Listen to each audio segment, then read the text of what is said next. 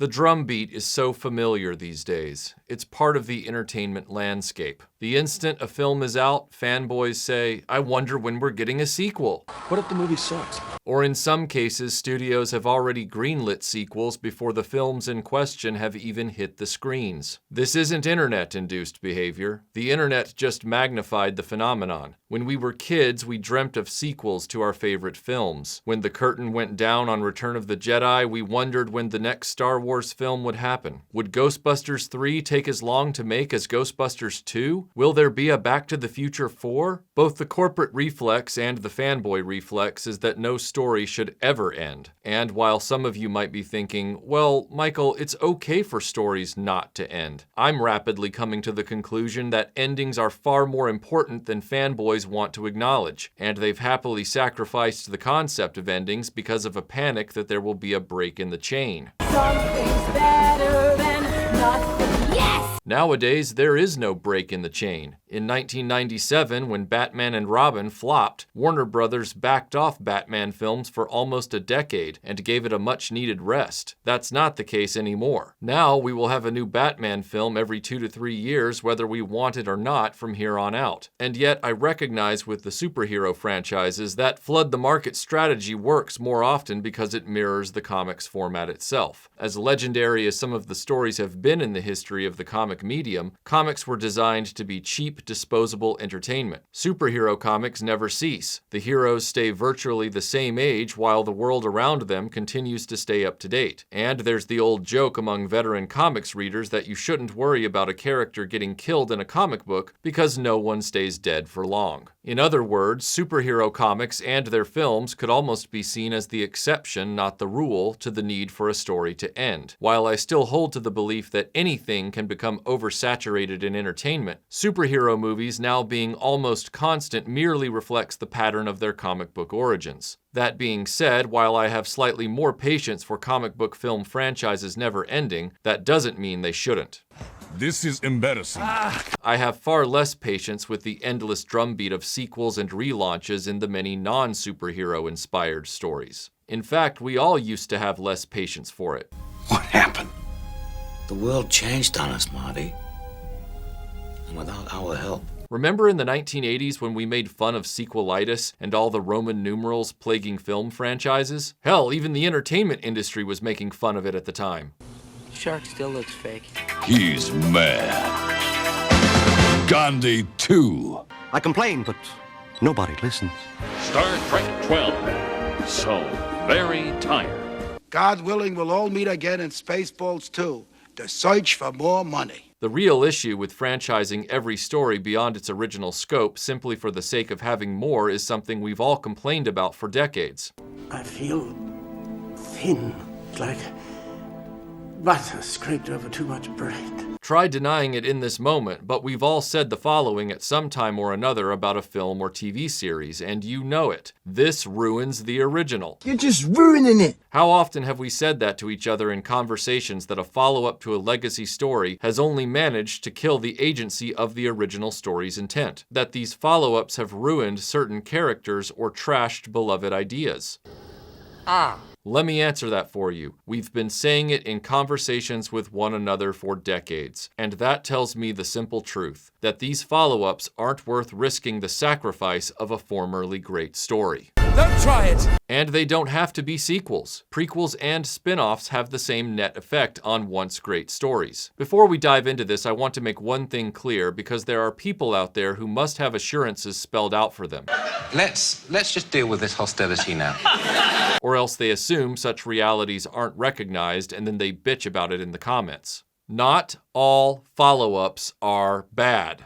This video isn't about never having a sequel or spin-off or whatever. It's about knowing when to call it quits. It's like seeing a dog going up to a hurdle and they go, I'm not going to make it. But you just go straight through sometimes. It's not easy to stand up there saying some of those jokes. You know they're not going to get a laugh. As much as film fans don't like to acknowledge this behind-the-scenes story, it's fairly well known that Bill Murray didn't want to come back for a Ghostbusters 2. No, get right back to me. Peter, you're coming with us on this one. Quote, "The first one was a spectacular movie, one of the greatest movies. The second one was, It had some moves. It had a few good scenes in it. Quote, during the first film, those guys Danny and Harold were at the top of their game. They were burning nitro at that moment. Unless you have a really clear vision, you're always trying to recreate that. Quote, the reason most people do sequels is greed, but if you do it for business reasons, you should be put to death. Why is that? Because money's most powerful ability is to allow bad people to continue doing bad things at the expense of those who don't have it. Murray himself said the original idea for Ghostbusters 2 was what he signed up for, but that's not what ended up on screen. And during filming, he felt like he'd been rooked, because Murray understood that it would have taken a Herculean-grade level of freshness to make a compelling sequel to the original Ghostbusters. The original film had been produced as a standalone project with no sequel ever intended. Ghostbusters was a fresh idea with a lot of talent and passion behind it to make it a truly original comedy, and they succeeded. And there shouldn't be anything wrong with allowing that one film to be the experience. When it took 37 years to make a film that was sort of maybe decent in comparison to the original, after two questionable attempts 27 years apart, was all of that worth eroding the value of the original concept? It's very hard for me to climb down from this energy. There's nothing wrong with planning a multi-part story, as was the case with the original Star Wars trilogy, though even that production was hedged against failure by modifying the first film to survive as a standalone story if it flopped. However, trying to modify a standalone story with a trailer hitch to tow unplanned sequels does not have a great track record. Probably the most successful example of taking this risk is Back to the Future, but even the filmmakers have said the first film was the best and the story is played out by part 3, and there never will be a fourth. Good on them for having such wisdom. Probably the most notorious example of taking a risk on forcing a sequel onto a standalone production was Highlander. The tagline of the film was, There can be only one. There's not a great way out of that if the studio wants more films. As we all know, their attempt at a sequel didn't work, and was spectacularly bad. Yet we were subjected to 2 more Highlander sequels after that, despite every indication with Highlander 2 that such attempts were a bad idea with that franchise. You are sick. Whether the filmmakers plan sequels from the get-go, or whether the original idea is intended to be a standalone story, the track record for follow-ups being good is, well, not good. When you look at 2 similar ideas like The Matrix and Dark City, you can't help but think how The Matrix ended up mocking itself with its many poor sequels, intended or not. Meanwhile, Dark City still retains its stellar reputation with viewers as one of the best sci-fi films of the 1990s, and there have been no sequels whatsoever. The Matrix was an extremely smart science fiction tale that was undercut by its unnecessary sequels. Similarly, the original Death Wish was a powerful 1970s era social commentary on victimization, vigilantism, and crime. What do you call people who, when they're faced with a condition of fear, do nothing about it? They just run and hide. Civilized?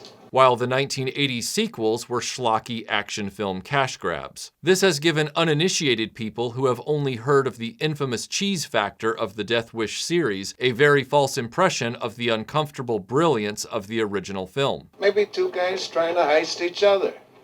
No, this man wasn't robbed. Still has money in his wallet. Given how familiar our generation is with the almost satirical number of sequels we saw in theaters growing up in the 1980s, and how in our adult lives it is the franchises from our very youth that remain propped up on life support by these studios, it's safe to say that the addiction to keeping franchises and stories going in perpetuity without end drank rocket fuel in the 1980s. Prior to this, sequels and spin-offs were not new, but they were far less common. In the golden age of cinema, studios weren't greenlighting sequels to Gone with the Wind, The Adventures of Robin Hood, or Wizard of Oz, and these were some of the most successful films of all time back in their day. In fact, it was the film industry of the 1980s and 1990s that said, let's finally get some sequels to Wizard of Oz and Gone with the Wind going. Sequels were made in the 30s and 40s, even multiple ones, but they were selective and sporadic. You'd get multiple Marx Brothers movies, Tarzan films with Johnny Weissmuller were popular, Roland Young's Topper had a few sequels, and the most high-profile multi-sequel franchise was arguably the Thin Man comedy mysteries with William Powell and Myrna Loy. And that's not nothing. At the same time, it's not much. But it wasn't until James Bond and imported Godzilla films that we would see the beginnings of franchise addiction, both by studios and the movie-going public. Even then, the industry remained remarkably restrained. Disney cranked out a bunch of forgettable Herbie films after the success of The Love Bug, but aside from that, even the Mouse House wouldn't start forcing sequels on their beloved movies until after the theatrical release of Rescuers Down Under, with their spate of straight-to-video junk in the 1990s.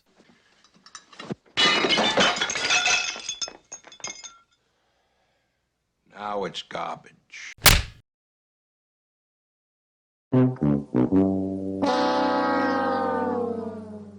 Nothing lasts. Today, we're inundated with the same 10 franchises, which all have every possible prequel, sequel, spin-off, and reboot piled onto it, and all of it serves to obscure and dilute the impact of the original story. Why have we lost our appreciation of endings? Why did our society become afraid of a conclusion? You want to die. I'm not afraid of it. I want to make it abundantly clear that because every story is different, that means every story has a different life with different finish lines. What do we do? Why don't we just wait here for a little while? See what happens. I'm not trying to suggest that every story should be one movie or one season of a TV series. Some should, while others should be 3 movies, or 5 seasons, or 2 films, or 4 video games. There's more to life than money, Pierre. This isn't life, mademoiselle. It's business. The finish line is always specific to the story, but too often now, the natural end of a story is ignored and the property overstays its welcome on our screens and cuts its own throat by the end. Speed 2, cruise control. But the bigger question that preoccupies me is why we've become this way about endings. Eternal life, Dr. Jones. Why do we avoid them in today's entertainment landscape with science fiction and fantasy franchises? I will even learn to stop people from dying. When we sat around the fire and the wise man of the village regaled us with the tale of Beowulf, upon conclusion there probably wasn't a person exclaiming, "Tell us another similar but derivative story about Beowulf." Nobody at the Greek amphitheater asked the storyteller to recite Odyssey 2, The Reckoning, or Iliad 3, Achilles Healed. There was no Shahnameh 8, Rostam Takes Manhattan in Persian folklore. Instead, people likely said, "Tell us another story." And stories were often retold to the delight of the audience without losing any of their importance because they retained their original meaning. Read it again, Daddy. And that meaning was not altered, redefined, or undercut by subsequent works, what we call retroactive continuity or retconning. The reactor module, that's the key. That's the place I've laid my trap. In this sense, stories never got old. Certainly some were written long before contemporary ones, but there was less concern about the age of a tale because the tale itself retained its original themes and meanings. Stories sat proudly on a shelf right alongside one another, each one a self-contained experience without the need for supplemental materials and additional flotsam. Ivanhoe and King Solomon's Mines sat comfortably on a shelf alongside 1001 Nights, Count of Monte Cristo, and Lord of the Rings. One might try to argue that Lord of the Rings is an example of the success of follow-ups and additional material, and in a very basic sense you'd be correct. But I think we can all agree Tolkien was a very unique case in terms of his mind and his writing process. Much of his supplemental work had already been written down in the process of creating the world in which the Lord of the Rings took place. For his own edification, the fictional past of Middle-earth truly was Tolkien's personal prologue to the tale of the One Ring. Tolkien's own mythology had begun many years earlier in his first and perhaps most important creative work, which would not be published until after his death.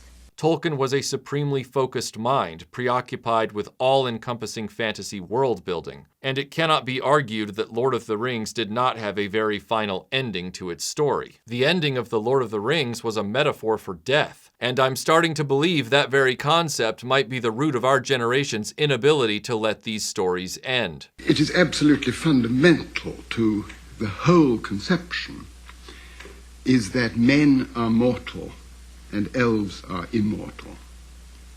And as he declared, I'm sure rightly declared, the fundamental underpinning concern of all his work was death. I've talked before about how our generation and the kids of the 1990s right after us were the first generations to be brought up in a perfected media marketing machine. And I've also spoken before about how our generation was the first to hijack properties traditionally reserved for children and drag them along with us into adulthood with a false sense of ownership. To summarize quickly, where our fathers and grandfathers might have enjoyed Batman comics when they were kids, they did not demand that DC Comics make Batman more mature to age up alongside their generation. They grew up into adult men, and Batman comics were still written for kids, and that was just fine. But it wasn't fine for us. Superman, Star Wars, Star Trek, Transformers, even He-Man all had to be aged up to keep pace with our generation of 1980s kids, because our generation expected it like an entitled boy king. Yes, and for which they must be punished!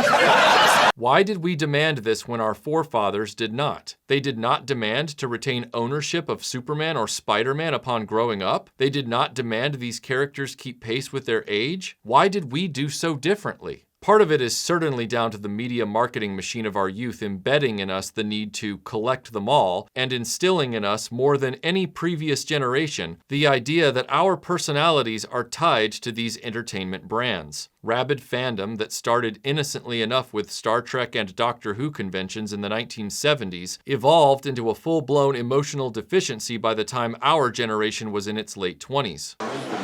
This is f***ing awesome! It's a dark, symbiotic relationship between the corporations and the consumers. The companies have no imaginations, yes, but they haven't had imaginations for a very long time. Did IQs just drop sharply while I was away? All it would take is for our generation to stop buying into these derivative spin-offs and reboots, and the entertainment industry would quickly find something else to do that was profitable. I might even be able to crash the whole damn system. But despite the desperate want of many to see new and original ideas, our generation keeps revealing its hopeless addiction to more and more and more of the same garbage from tired franchises because we keep begging for it and buying into it. There is something terribly wrong with this country, isn't there? Strong stories that rotted into zombie franchises that limp and shamble along like undead corpses rather than fresh, exciting entertainments, all because we keep buying it. We throw gobs of money at them.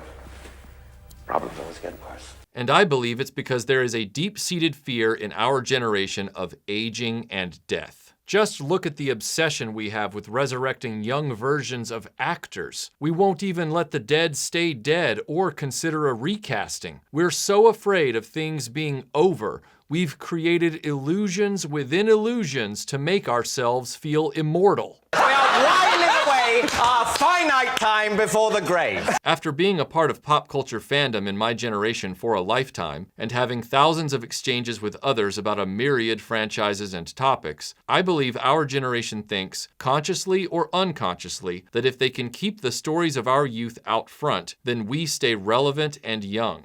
Who is your son's hero? Steve McQueen. That's your hero. Our stories aren't allowed to take pride of place on a shelf next to other great works of fiction from the past. We refuse to recognize that a story's value for the viewer and the power of its impact is not dissimilar to a human life, because it ends.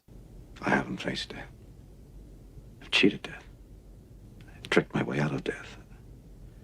And patted myself on the back for my ingenuity. I know nothing. An ending, whether of a beloved relative or of a famous story, imbues a mix of hope, anxiety, and sentimentality in the person experiencing it. The love for your grandmother would not be the same kind of love and affection if you knew with certainty that she would never die. Similarly, the inherent value and impact of a story is lessened in our hearts and minds when we know it will never end. What have I done? In 1980, people were jumping up and down with anticipation on what the conclusion of the Star Wars trilogy would eventually bring for Luke Skywalker and Darth Vader, and a predestined confrontation with the Emperor. We were on the edge of our seats wondering how it would end. Would we have had that same level of excitement if we'd known the Emperor had not died and was coming back? Would Return of the Jedi's story have had the same impact if we knew Han and Leia would be estranged later, and Luke would have lost the will to live? Not only would the film have rung hollow, but we would not have been as invested. The ending matters because it was supposed to be the last event. That's what gave it its agency. Whatever the characters manage to accomplish in this final chapter is going to be it for them, and that means it will be it for us, the viewers, so our emotions going into it are heightened as well. I will make my stand with you, side by side, to the end. To the end. Except not anymore. Now sequels can just keep things going and going, and spin-offs can retcon away any mystery or even change the reasons behind the events of that amazing story. There's a reason that the James Bond franchise hasn't been as satisfying as it was during the Cold War. James Bond was a creation of the Cold War, and the films made during that time period capture that cultural reality amid the fantasy elements of 007. Once the Cold War was over, Bond truly became a mixed bag, a ship without a harbor. Because I think you're a sexist, misogynist dinosaur, a relic of the Cold War. The Daniel Craig films attempted to reinvent James Bond in Jason Bourne's image, but attempting to sell the larger Cold War-era tropes of James Bond in a Jason Bourne-style environment doesn't work. During the Cold War, it was our government versus theirs, interpreted further as Bond versus Spectre. But with Bourne, our government is the enemy. The Craig Bond films tried to create a hybrid idea where Bond was jaded by literally everything, fighting Spectre while rebelling constantly against the government that made him. Then they wrapped it in a meta-plot that reflected the trilogy-style storytelling of Bourne rather than the traditional single-movie adventures that made Bond a success. It's worth noting that even the Bourne franchise didn't let their story end appropriately. They tried again with a derivative character, and then brought Matt Damon back for a wholly forgettable 5th installment, which did a lot to undercut the events of the very successful original trilogy. You look tired. The film, Jason Bourne, reveals that Bourne didn't really find peace and his troubles weren't over at the end of the trilogy. We'd see that mistake happen again with another hero. Earlier, you heard me mention that superhero franchises have more of an excuse to remain perennial in media, as there's a precedent set by the medium of comic books. Yet, even with comic book superheroes, filmmakers can unwittingly write themselves into an ending for that film or TV adaptation and not even realize it. I really enjoyed Avengers Endgame for what it was, but I also recognized it as the climactic conclusion of not only a 20-film superstory, but also the end of a historical cinematic achievement. That would have been enough to observe, but the writers also put such finality into the key characters we'd gotten to know over the past decade that it really felt like an appropriate ending to everything. Yes, Spider-Man had a backdoor exit thanks to his ownership under Sony, but he wasn't the main event of the Marvel Cinematic Universe. That accolade belonged to the Avengers, and all of them were given involved send-offs in Endgame in one form or another. As an avid lover of stories, Endgame was truly the conclusion to an epic campfire tale. The natural reflex after such an experience isn't to immediately ask for more Scarlet Witch or Falcon. It's to step back, take a breath, and go look for a totally different kind of story to enjoy. Unless you're an addict. Addicts get an initial high from a drug, and then they want that high again, but the tragedy is that the high is not repeatable, no matter how many derivations are attempted. And for fanboys, the drug is franchise storytelling. It's a shame they don't understand that it is in the discovery of new stories and the viewing of different kinds of material that a person comes to find a credible appreciation for all of their favorite stories. When a story is a contained and complete experience on its own, when everything you need is right there in that one tale, then that story retains its value and can stand tall alongside other great works of fiction. But when your media shelf starts to look like this, the value of that original story is truly lost, undermined by a pile of cash grab productions that bear a greater resemblance to an office supplies inventory spreadsheet than a library of amazing works. As much as I've enjoyed the random spin-off or sequel here and there, I cannot shake the knowledge from my mind that most of these attempts are lucky if they are simply mediocre, as most are outright failures. Does it not make you wince that the film industry has made 5 attempts to make a 3rd installment of the Terminator franchise? Each one attempts to erase the events of the previous in corporate canon terms. I'm never gonna call you Carl. Does it not bother you that Star Trek attempted to erase its entire history for the sake of a Fast and the Furious style reboot that has led to further forgettable mediocrity? As a matter of cosmic history, it has always been easier to destroy than to create. Not anymore. Now we can do both at the same time. Given where we're at with the state of such franchises, I'm at a point in my thinking where I believe it would have been better to never have had Star Trek The Next Generation and let the original Star Trek crew end their glorious run with Star Trek VI, or hell, better yet, Star Trek II if you want my most brutal opinion. Given where we're at, I think Doctor Who would have been braver to have ended its run with the final Regeneration's last episode, since audiences had wondered what that finite number would mean for more than 50 years. But now that number means nothing, and the value of that aspect of the story is in the trash. But our generation wants to maintain its relevance by making decisions at these companies to keep rebooting and adding sequels and spin-offs to our old stories. I will not change my mind. Then you will die stupid. And in doing so, fanboys give themselves the feeling of artificial youth. Our generation has proven itself to be the pathetic Peter Pans of pop culture.